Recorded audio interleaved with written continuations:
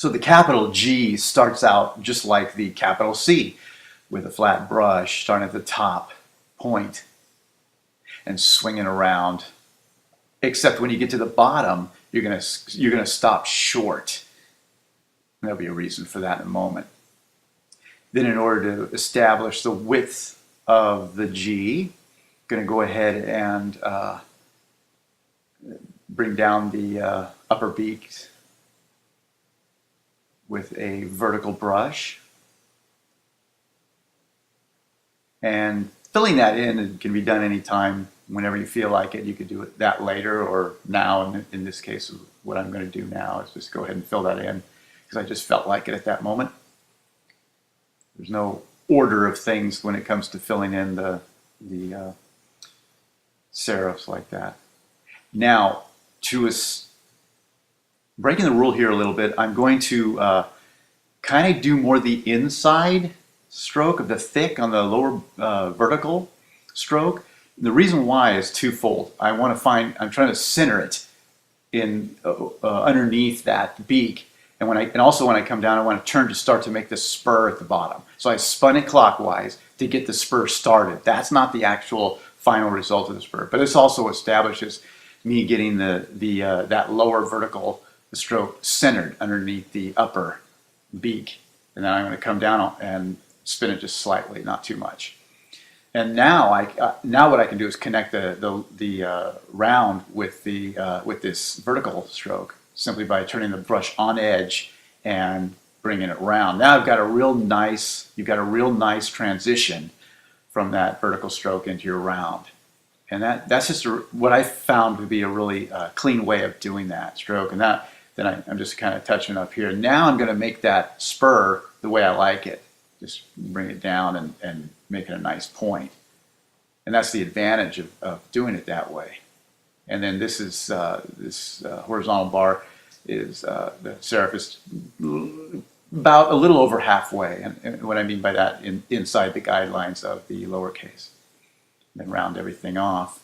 Once you've got this point, and I had to clean that up a little bit, just kind of straighten things out, you're home free. Now all you have to do is do the thick stroke on the round part of the G.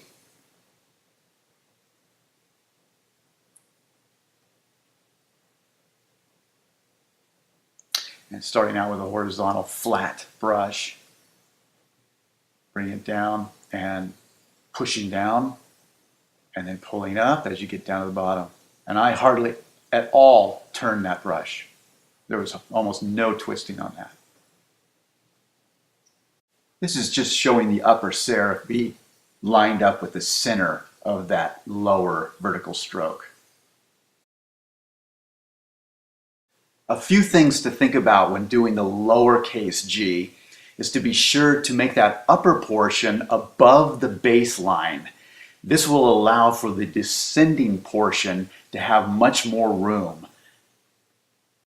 And be sure that both spheres are lined up, centered with your axis line. And be sure the lower portion is about a thick stroke width larger than the upper portion. Okay, so you're going to start out just like pretty much any letter, just like you're going to ballpoint pen this small little O, basically, and you're going to just follow your line around, stop at the bottom, come back, start at the top, come back around, and your goal here is to make a very small O, and be mindful of that axis line, either having one right down the middle or imagining it right through the middle. Having one down the middle helps because you really have your top and bottom point. And this is also a good time to also clean up anything lopsided. If you're satisfied with it, then just go ahead and make it thick, which was a horizontal stroke, coming down, push down, and then let up at the bottom. Same with the other side. Start out flat, push down, and then start letting up at the bottom, swinging it around to taper it off, so it's real nice. And you got your little O. Now this next stroke, it's gonna be like drawing a line. You're gonna draw a line from the left lower bottom of that O, and you're going to swing it around, just a nice graceful little swoop off to the right, and then come down in an oval. Follow that around, and that's the part of the stroke that's going to take some practice. You could even draw that in for a while until you get that thing muscle memory nailed.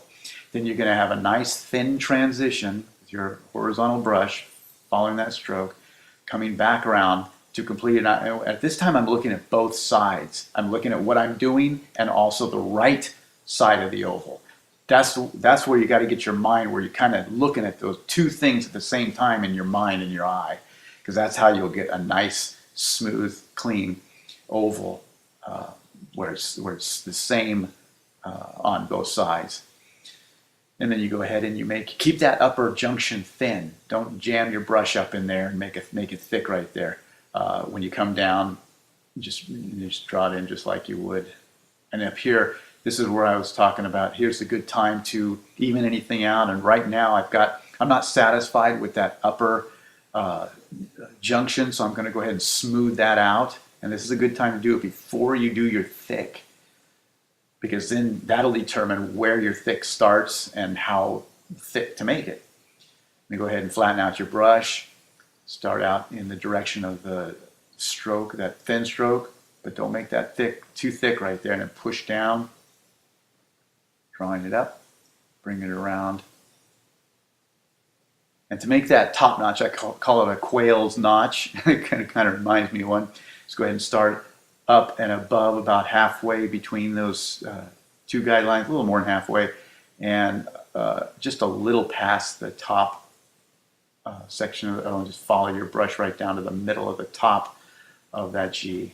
And then to fill in the knot, you just start out with your brush in the stroke, pull towards the right and up.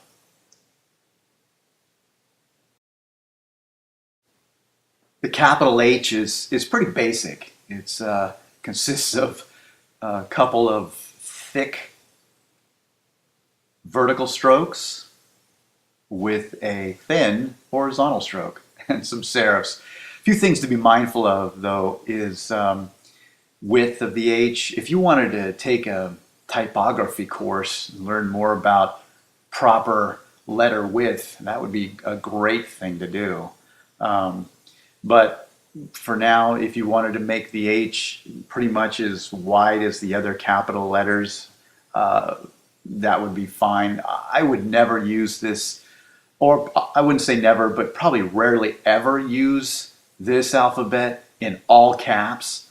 The actual beauty of this letter is actually the mix upper and lower case, in my opinion. So I just don't feel like the capitals, making them perfect as far as typography, is an issue. But if you wanted to educate yourself, that would be really wise. Other than that, the other thing to be mindful of is to make the horizontal bar higher than halfway. That's kind of a common code for most lettering, things like that.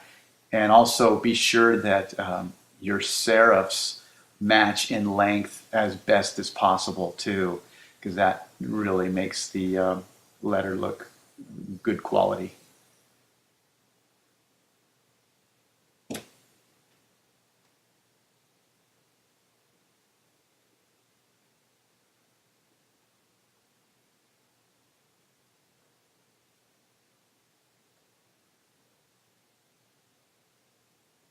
In this case here, I would actually probably move that horizontal bar up a wee bit more than that, what I did there.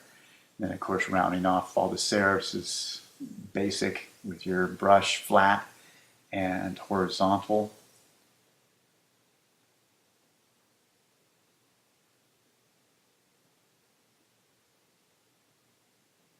And that H is ready to go.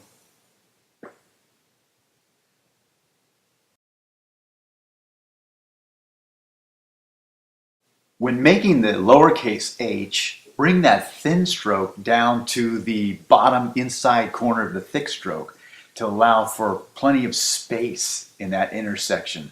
It's much more visually appealing.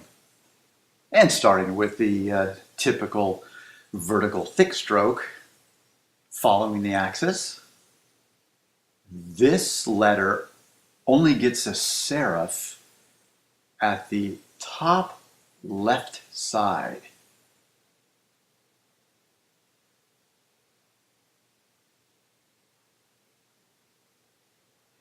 And I'm showing it being integrated into the serif of the capital H, just because it kind of got too close. Also, this looks really elegant when tied into the T when spelling the word the, as in T-H-E, the or the. And I'll show you a still of that at the end of this to show you what that looks like. And a lot of times we'll find ourselves starting sentences with the letter the, possibly in this alphabet. So it does look very artsy and elegant. Next, we want to go with our brush flat down to that corner, flowing right into that thick stroke. And then coming back again with a flat brush and going again vertical and making that squiggly line, curvy line from the just below that upper point, just below, leaving a little bit left to make the thick stroke. Come back, swing around to the right, taper it to a point, flatten out the brush again, tuck it into that upper point. You just kind of want to just close it in there, and then as you pull down, push down to make that stroke thick, and then spin clockwise to meet that point.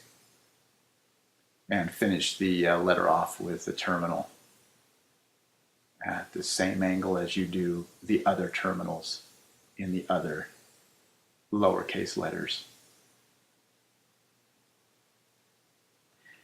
And there it is, lowercase h. And here's the lowercase h in the word the incorporated.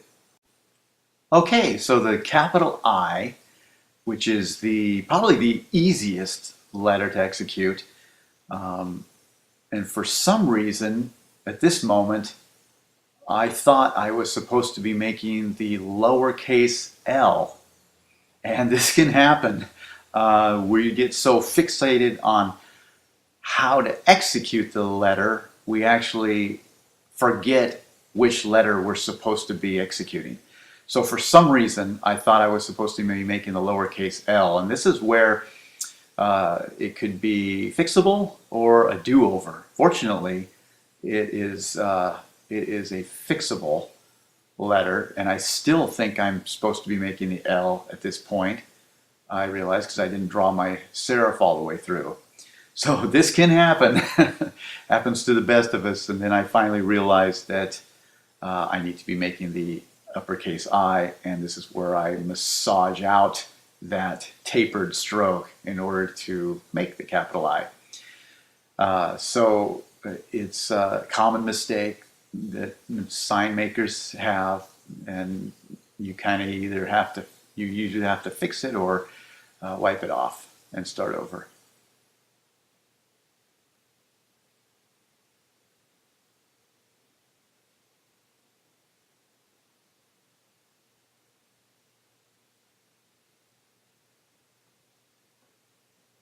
Flatten out your brush for the radius and the serifs.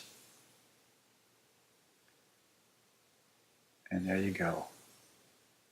Lowercase l turned into uppercase I. Let's move on to the lowercase I to create our first stroke, that arcing 45-degree angle.